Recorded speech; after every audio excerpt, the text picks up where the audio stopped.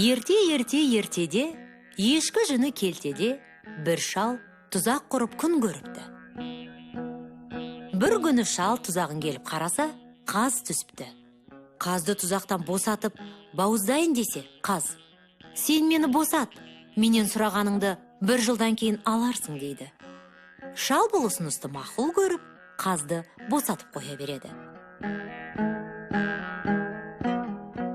Бір жыл өтеді. Шал қазды іздеп жолға шығады. Жолшыбай жайылып жүрген өңкей түйелер мен қойларды кездестіреді. Бұлар Қазбайдың малы екенін бақташыдан сұрап біледі. Шал, Қазбай мен іздеген қаз деп ойлап, Қазбайдың бұдан басқа несі бар деп сұрайды. Қазбайдың 3 жақсы нәрсесі бар. Біреуі, піс қазанын піс десе, әртүрлі тамақ пісіп шығады. Енді біреуі, құс есегім құс десе, алтын құсады.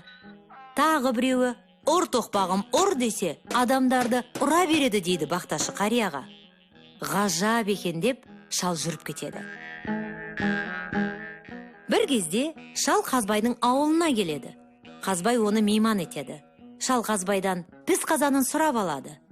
Шал қазанды алып, үйіне келе жатса, бір жерде асық ойнап жатқан балалар оның асқа түсуін сұрайды.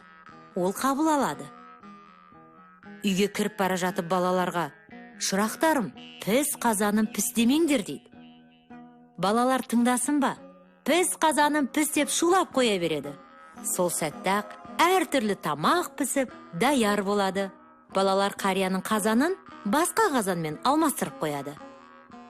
Шал қазанды үйіне алып барып, піс қазаным піс десе, еш нәрсе піспейді. Шал қазанды алып Қазбайдың үйіне қайта келеді. Бұдан еш нәрсе шықпайды дейді. Қазбай қазанды алып қалып, шалға есекті беріп жібереді. Шал есекті мініп, үйіне қайтып келе жатып, балалар тағы да оны асқа шақырады. Шырақтарым, құс есегім құс демеңдер деп, шал үйге кіріп кетеді. Балалар, құс есегім құс десе, есек алтын құсады. Балалар есекті айырбастап қояды. Шал есекті үйіне алып келіп, құс есегім құс десе, есек еш нәрсе құспайды.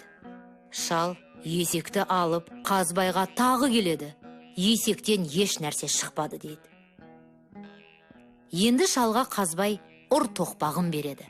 Шал ұр тоқпақты алып келе жатып, баяғы балаларды кездестіреді де асқа түседі. Шал үйге кіріп бара жатып, шырақтарым, ұр тоқпағым ұр демеңдер дейді. Дәндеген балалар, ұр тоқпағым ұр дейді. Тоқпақ балалардың әрқайсысын ал кебірсін. Балалар шалға жалынып, ойбай, піс қазаныңды, қос есегіңді қайтарып берейік дейді. Бұны естіген шал, піс қазанды, қос есекті қайтарып алып, ұр тоқпақты қойғызады. Қария қаздың 3 ғажайып нәрсесін алып, үйіне келеді. Сөйтіп, мұратына жетеді.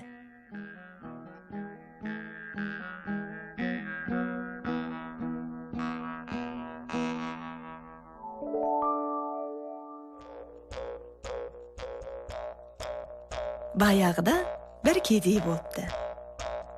Бір күні ол көршілес байдың балтасын сұрап алып, отынға барады. Отын шауып бола берген кезде, кедейдің балтасының басы ұшып кетіп, диірмен тасын айналдырып жатқан суға түсіп кетеді. Кедей диірменші шалға келіп, балтамды алып бер деп жалынады. Шал диірменін тоқтатып, суға қолын тығып жібереді де, бір алтын басты балтаны алып шығады. Мынау ма балтаң дейді диірменші? Жоқ, бұл емес дейді кедей.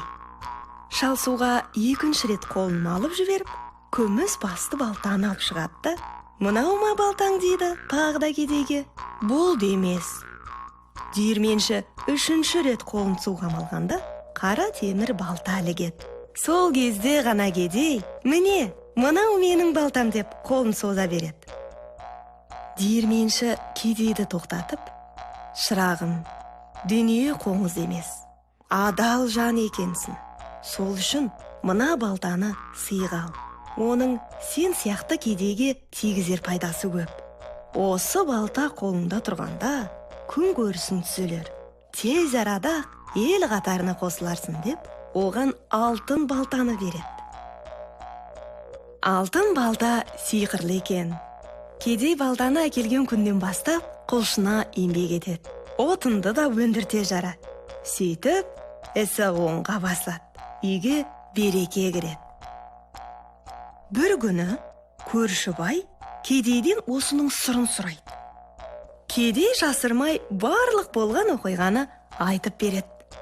Бай баяғы кедейге берген қара балтасын алып, отынға барады. Бара сала, балтасын диірмен суына лақтырып жібереді. Диірменшіге балтамды алып бер дейді. Шал судан алтын басты балтаны алып шығу сол-ақ екен. Бай, менің балтам, мынау менің балтам деп тура ұмтылады. Бірақ диірменші шал оны кеудесінен итеріп тоқтатады.